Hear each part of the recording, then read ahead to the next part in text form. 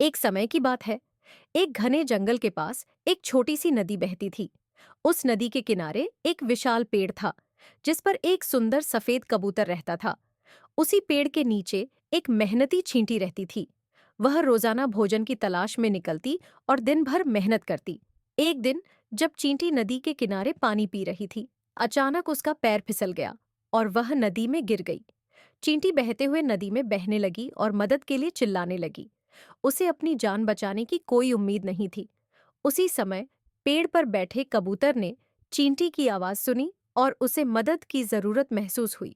बिना समय गंवाए कबूतर ने एक पत्ता तोड़ा और उसे नदी में गिरा दिया।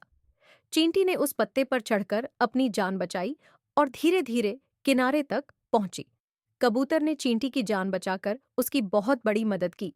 चींटी ने कबूतर का आभार व्यक्त किया और वादा किया कि वह भी उसकी मदद करेगी।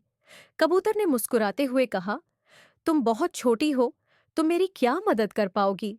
कुछ दिनों बाद एक शिकारी जंगल में आया और उसने कबूतर को पकड़ने की योजना बनाई।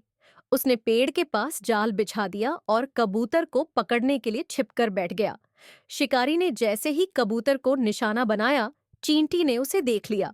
उसने तुरंत सोचा कि कैसे कबूतर को बचाया जाए। चींटी ने जल्दी से शिकारी के पैर पर चढ़कर उसे काट लिया। शिकारी दर्द से चिल्लाया और उसका निशाना चूक गया। कबूतर ने तुरंत उड़ान भरी और सुरक्षित स्थान पर पहुंच गया। शिकारी को अपनी असफलता पर गुस्सा आया और वह वहां से चला गया। कबूतर ने चींटी की बहादुरी देखकर कहा, तुमने मेरी जान बचाई है, मैं तुम्हारा आभारी हूं।